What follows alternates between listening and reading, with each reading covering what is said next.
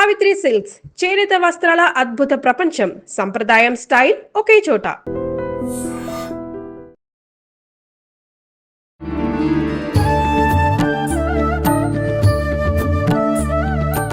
నమస్కారం, welcome to I dream. ధర్మ మార్గం విత్ విజిత కార్యక్రమానికి స్వాగతం. ప్రస్తుతం మనతో పాటు ఉన్నారు ప్రముఖ జ్యోతిష వాస్తు పండితులు, లలిత ఉపాసకులు శ్రీ శ్రీ నానాజీ పట్నాయక్ గారు. ఇప్పుడు గురుగారితో మాట్లాడదాం. నమస్కారం అండి. శ్రీమాత్రే నమః. వసంత నవరాత్రులు ప్రారంభమయ్యాయి. మరి చాలా మంది ఈ 9 రోజులు కూడా నవరాత్రులు చేసుకోలేని వాళ్ళు ఆఖరి 3 రోజులు చేసుకోవచ్చా అని అడుగుతూ ఉంటారు. నిజంగా అలా చేసుకున్న 9 రోజులు నవరాత్రులు చేసిన ఫలితం ఉంటుందంటారా? అంటే వాళ్ళకి ఏదైనా కానీ అంటే వాళ్ళకి కుదరలేదు, ఏదో అంటూ ముట్టు ఇబ్బంది వచ్చింది, అప్పుడు 3 రోజులు 5 రోజులు చేసుకునే వాళ్ళు ఉంటారు. కానీ వాళ్ళకి గనక వీలు ఉన్నట్లయితే 9కి 9 రోజులు చేసుకోవడం మంచిది. ఈ వసంత నవరాత్రులు పూర్తయిపోగానే శ్రీరామనవమి వస్తుంది. అంటే దీని అర్థం ఏంటంటే లలిత అమ్మవారే రామవతారం దాల్చింది అని అర్థం.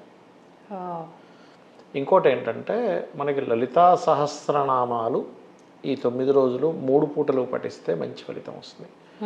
ఎందుకంటే నామాలకి ఎందుకు అంత ఫలితం అనుకోవచ్చు ఎవరైనా. శాస్త్రంలో ఈ నామాలు ఎలా వచ్చాయి అంటే అమ్మవారిలో నుంచి 8 కిరణాలు, వసిన్యాది వాగ్దేవతలు అంటారు, తెల్లటి కిరణాలు బయటికి వచ్చి అమ్మవారి గురించి కీర్తిస్తూ చెప్పడం జరిగింది. అంటే వేదమంత్రముతో సమానము. అందుకే వీటికి లలితా సహస్ర రహస్యనామాలని పేరు. రహస్యనామము అంటే ఏదో చెవులో చెప్పుకోమనో లేకపోతే రహస్యంగా చేసుకోమనో కాదు. చూడ్డానికి నామంలా కనిపిస్తుంది, కానీ ఈ నామం వెనుకున్నటువంటి అద్భుతమైన రహస్యాలు ఉన్నాయి, అద్భుతమైన శక్తి ఉంది అని అర్థం అనమాట. సింపుల్గా ఒక నామం మీరు చేసుకుంటూ కూర్చున్నారనుకోండి, ఏదైనా ఒకటి శ్రీమాత్రే నమః ఉంది, అందులో మీకు రక్షణ శక్తి లభిస్తుంది. ఈ రక్షణ శక్తి ఎట్లా అంటే స్వయంగా ఒక పిల్లవాడి పక్కన తల్లి ఉంటే ఎంత రక్షిస్తుందో అంత రక్షిస్తుంది. మనకి ఏ నామాలకైనా మోక్షము, కొన్ని నామాలు మోక్షాన్ని ఇస్తే, కొన్ని నామాలు కామ్యాన్ని తీరుస్తే. ఈ లలితకి మాత్రం ఉన్నటువంటిది ఏమిటంటే కామ్యము మోక్షము రెండూ నెరవేరుతాయి. ఓకే, అలాగే మీరు ఇందాక అన్నట్టుగా కుదరలేదు, సరే లాస్ట్ ఆఖరి 5 రోజులు ఆఖరి 3 రోజులు చేస్తున్నాం. కుదరనప్పుడు చేసుకోవడం తప్పేం లేదు, కానీ కుదరలేదే నాకు ఇన్ని రోజులు అనేటువంటి ఒక చింతన ఉండాలి మనసులో. అయ్యో చేసుకోలేకపోయాను. అంతేగాని అమ్మ ఇదేదో ఆప్షన్ బాగుంది కదా, కుదరలేదు నాకు 3 రోజులు చేసుకుంటాను, ఆ 3 రోజులు కూడా ఏదో బాధపడుతున్నాం, ఏంట్రా బాబు చేయాలి కదా, అత్తగారు చెప్పింది, లేకపోతే యూట్యూబ్లో ఇలా చెప్పేస్తున్నారు, చేయకపోతే ఏదో నష్టం వస్తుందేమో అనే భావంతో కాదు. ఇప్పుడు ఎలా అంటే అమ్మవారు వేరు నువ్వు వేరు అనే భావన ఉండకూడదు. అమ్మవారే నువ్వు, నువ్వే అమ్మవారు అనే భావనలో ఉండాలి. అప్పుడు నువ్వు అలా ఓన్ చేసుకోగలిగితేనే అమ్మవారిని ఆరాధించడం వల్ల నీకు ఆ ఫలితం ఉంటుంది. ఎలా అంటే ఇప్పుడు ఒక తల్లి ఉందనుకోండి, తల్లి బిడ్డకి ఏదైతే తల్లి విలువల్లాడిపోతుంది. ఎందుకు విలువల్లాడిపోతుంది? బిడ్డ వేరు తల్లి వేరు అనుకోవట్లే, తండ్రి వేరు బిడ్డ వేరు అనుకోవట్లే, వాడే ఇంకో రూపం చెందాడు అనుకుంటున్నాడు. ఆ తండ్రే కొడుకు రూపంలో వచ్చాడు. అందుక అది నాది అనే ఫీలింగ్ ఉంది కాబట్టి అయ్యో వీడు ఇంకా వేళకు తినలేదు, అయ్యో వీడికి సరిగా మార్కులు రాలేదు, లేకపోతే ఇంకా సెటిల్ అవ్వలేదు, పెళ్ళి అవ్వలేదు అని బాధపడుతున్నాం మనది అని ఫీల్ అయినప్పుడు. ఎంతమంది ఫలానా దేవతాలయం ఇలా జరిగిందనగానే బాహ్యంగా ఎంతమంది చూస్తున్నారు, ఓన్ చేసుకొని అయ్యో అలా జరిగిందని విలువలాడిపోయేవాళ్ళు ఎంతమంది. అంటే నువ్వు ఎప్పుడైతే అమ్మవారిని నీకు నువ్వు ఓన్ చేసుకున్నప్పుడు ఆ ఫీల్ వస్తుంది. ఇవాళ రేపు విడాకులు అవ్వడానికి కూడా కారణం ఇదే. ఎలా అంటే భార్యని తన భార్య అనుకోవట్లే, ఏదో సంపాదించి పెడుతుంది, ఏదో ఇంట్లో ఉంది, ఏదో వంట చేసి పెడుతుంది, అంతేగాని తన అనే ఫీలింగే వచ్చి ఎప్పుడైతే వస్తుందో అది దేవత రూపంలో, దేవతా సంబంధించిన విషయంలో అనుకోండి, ఒక రిలేషన్ విషయంలో అనుకోండి, ఒక మంత్రం సిద్ధించడానికి అనుకోండి, ఇవన్నీ కూడా చక్కగా ఆ సిద్ధి అనేటువంటిది అప్పుడే జరుగుతుంది. అయితే ఈ నవరాత్రులు చేయాలనుకునేవారు మాత్రం కలశాన్ని పెట్టుకొని బ్రహ్మచర్యం పాటిస్తూ 9 రోజులు నేల మీద నిద్రపోయి ఆహార అలవాట్లలో కూడా కొంత సాత్విక ఆహారం తీసుకుంటూ మనసుని ప్రశాంతంగా ఉంటూ మీరు 3 పూటలు కూడా వీలైతే 3 పూటలు లలిత చేసుకోవాలి. కుదరలేదు కనీసం 2 పూటలు, లేదు అది కూడా కుదరలేదు పొద్దున్నే 6 గంటలకే బయటకు వచ్చేయాలండి, నా వ్యవహారం అలాంటిది, దూరంగా వెళ్ళాలి, ఏదో ఈవినింగ్ ఇంటికి వెళ్తానంటే కనీసం సాయంత్రం పూటైనా చేస్తే కనుక ఖచ్చితంగా అమ్మవారి నామాలు ఒక్కొక్క నామం ఎంత గొప్పదంటే మనం పూర్వజన్మల్లో ఎన్నో వందల జన్మల నుంచి చేసినటువంటి పాపాన్ని దగ్ధం చేస్తుందని శాస్త్రనామాల్లోనే ఉంది. లలిత సహస్రనామాల్లో. మరి ఇప్పుడు 5 రోజులు 3 రోజులు చేయాల్సిన వాళ్ళు కూడా ఇదే విధానం ఇదే విధానం చేయొచ్చు. కలశం పెట్టడం, కలశం పెట్టచ్చు, కలశం పెట్టలేమండి, కొంతమందికి ఆనవాయితీ ఉండదు. అవును. అయితే నేనేమంటానంటే దేవతా సంబంధించిన విషయంలో ఆనవాయితీలు ఉండడం లేకపోవడం కొంతమంది పాటిస్తారు, కానీ చేయడం వల్ల నష్టమే ఉండదు అంటారని. ఇప్పుడు ఎలా అంటే లక్ష్మీదేవి ధనానికి కారకురాలు. ఏమండి మా ఇంట్లో ఎవరు డబ్బులు తీసుకోలేదు, నేను తీసుకుని ఎవరైనా ఆగిపోతాడా? మాకు ఆనవాయితీ లేదండి, డబ్బులు తీసుకోవడం, శాలరీలు తీసుకోం మేము అంటాడు ఎవడైనా. కావాలి కాబట్టి ఒక్క కాదు వద్దు అనకుండా తీసుకునేది డబ్బులే. ఆ డబ్బుకి ఎవరు అధిపతి? అమ్మవారేగా మరి. అవును.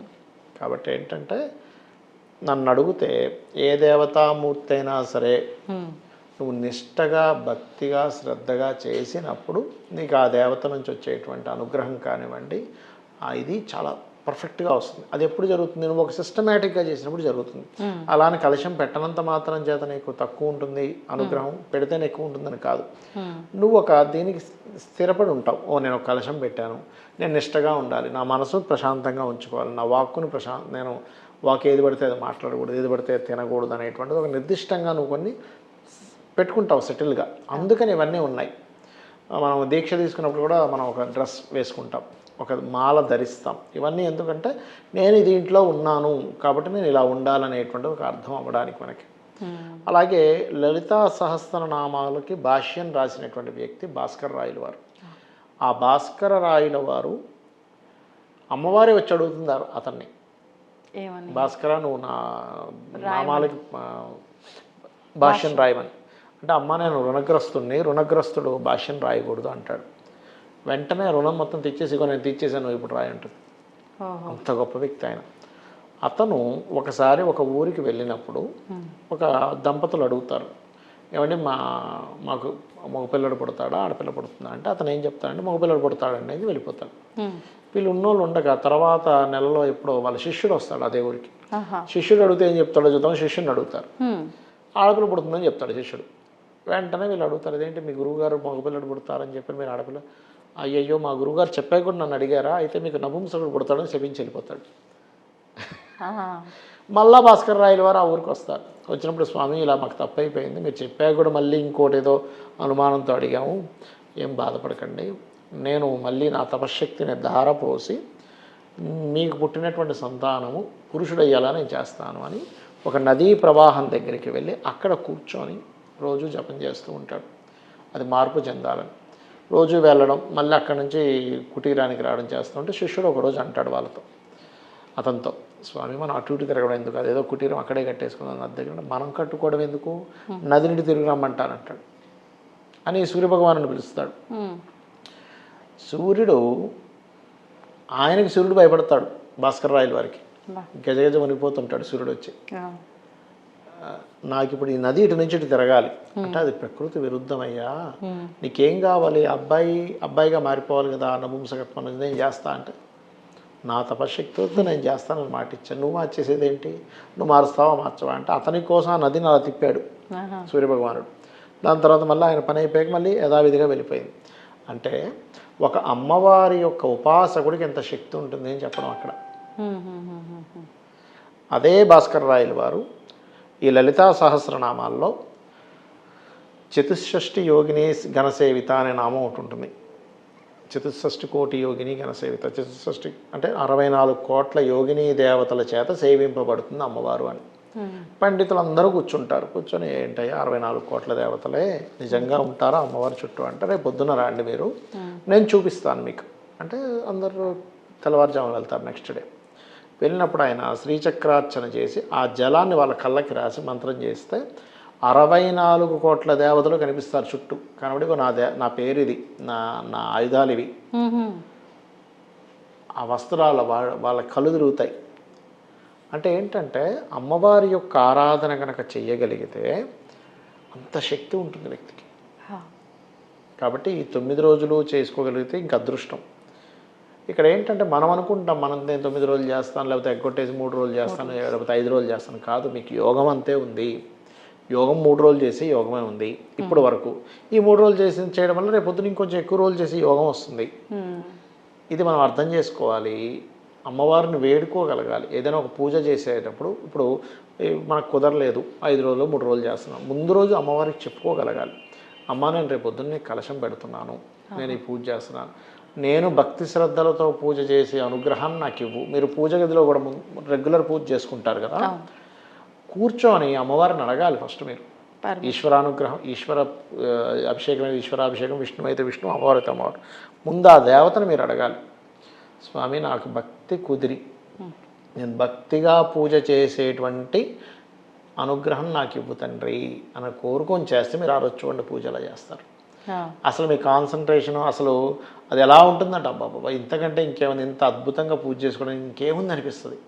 అది అయితే ఈ అమ్మవారికి ముఖ్యంగా ఇవి ఎవరో రచించినటువంటివి కాదు. వసిన్యాది వాగ్దేవతలు అమ్మవారులో నుంచే తెల్లటి కిరణాలుగా 8 కిరణాలుగా బయటకు వచ్చి మనకి శ్రీచక్రంలో 2వ ఆవరణలో ఉంటారు. పైనుంచి చూసుకుంటే 8 మంది, వసిని, మోదిని, విమల, అరుణ ఇలా.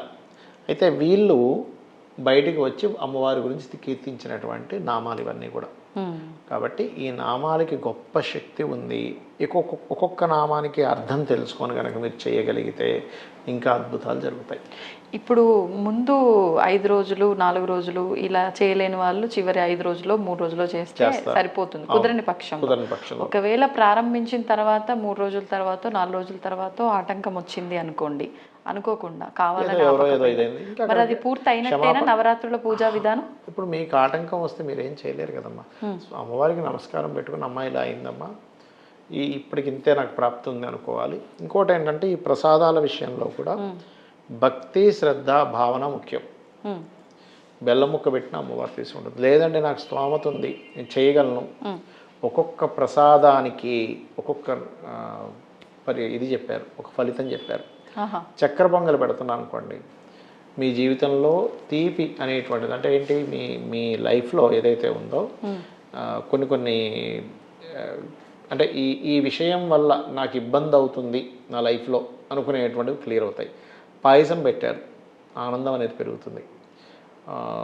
గూడాన్నము నైవేద్యంగా పెట్టారు, వారికి రోగ నివారణ జరుగుతుందని చెప్పింది శాస్త్రం. పసుపన్నం కానీ నెయ్యితో కలిపినటువంటి అన్నాన్ని కనుక మీరు పెట్టినట్లయితే గురుబలం పెరుగుతుంది. గారెలు పెట్టారనుకోండి అమ్మవారికి, ఇప్పుడు మనకి చూడండి కొన్నిసార్లు ఏదో బ్లాక్ మ్యాజిక్ జరిగింది, లేకపోతే ఏదో ఇబ్బంది అయింది అని బాధపడుతుంటారు చూసారా, ఆ గారెలు నైవేద్యంగా పెడితే ఆ దోషం పోతుంది. ఇంకొక సంఘటన చెప్తాను, అలాగో సందర్భం వచ్చింది కాబట్టి. ఒక అతనికి సూక్ష్మ రూపంలో ఉండేటువంటి నెగిటివ్ అండ్ పాజిటివ్ ఎనర్జీస్ కనబడేటువంటి ఒక శక్తి వచ్చింది ఒక అతనికి. ప్రతి మనిషిని చూస్తే అర్థమయ్యేది, ఓహో ఇతన్ని ఈ సూక్ష్మ రూపంలో ఉండే ఒక పిశాచం పట్టుకుందానో, ఈ పాజిటివ్ రూపంలో ఉండే ఒక దేవత అనుగ్రహిస్తుందనో ఆయన కంటికి కనబడేది. ఒకరోజు ఆయన్నే ఒక చనిపోయినటువంటి ఒక సర్ప పిశాచం పట్టుకుంది ఆయన్నే. దానికి పాలు పెడుతూ ఉండేవాడు, ఏదో ఫుడ్ పెడుతూ ఉండేవాడు, తింటూ ఉండేది, ఈయన కథలే తిరుగుతూ ఉండేది. సర్ప పిశాచం అంటే చనిపోయిన సర్పం కూడా పిశాచం అవుద్ది కొన్నిసార్లు. సర్వ పిశాచ యోగం అని ఉంటుంది జన్మజాతకంలో. అప్పుడు వాళ్ళకి ఎక్కువగా స్వప్నంలో సర్పాలు రావడం, ప్రతిదీ సర్పం కనబడడం, విపరీతమైన కోపం రావడం, పగబట్టినట్టే వేరే వాళ్ళు వీడిని మాటిమాటికి ఇబ్బంది పెట్టడం, ఇలాంటివన్నీ జరుగుతూ ఉంటాయి. అయితే ఆ పిశాచం పట్టుకుందని ఈయనకి ఎట్లా వదిలించుకోవాలో అర్థం కాక ఒక లలిత ఉపాసకుడిని వెళ్ళి సంప్రదిస్తాడు. ఈయన సంప్రదించి, స్వామి నా పరిస్థితి ఇది అంటే ఒక నామం ఇస్తాడు ఆయనకి. ఈ నామం చేసుకొని క్లియర్ అయిపోయి ఆ ఒక్క నామాన్ని పెట్టుకొని ఈయన కుంకుమ వేస్తూ అమ్మవారి పాదాల దగ్గర చేసినప్పుడు ఏమవుతుంది అంటే, అమ్మవారి యొక్క పటం నుంచి ఒక తెల్లటి కిరణం లాగొచ్చి ఆ పిశాచాన్ని దగ్ధం చేయడం ఈయన కంటికి కనబడుతుంది. అంటే ఒక్క నామానికే మీకు పిశాచాన్ని దగ్ధం చేసేంత ఇది ఉంది, మీ పూర్వజన్మ కర్మల్ని దగ్ధం చేసేంత శక్తి ఉందంటే ఒక్కసారి రోజు మీరు కనుక లలిత చేసుకుంటే మీ జీవితం ఎలా ఉంటుంది అనేది ఒక్కసారి ఆలోచించండి. అవును, అద్భుతాలు ఇంకా. ధన్యవాదాలండి. శ్రీమాత్రే నమః. And for more videos, please subscribe to iDream. Please subscribe to iDream. Please subscribe iDream. And please subscribe to iDream. For more videos, subscribe to iDream. please like, share and subscribe to the channel. Congratulations, iDream. Subscribe to iDream. Subscribe to iDream. So subscribe to iDream Media. iDream ki iDream team andarki huge congratulations. Please subscribe iDream Media. Please subscribe to iDream. Subscribe iDream. Please subscribe to iDream. iDream అంటే నా కళల ఛానల్ను subscribe చేసుకున్న నోరు తిరుగుతలేదు, మీరైతే గంట గుర్తు కొట్టండి. For more such videos, please subscribe to iDream.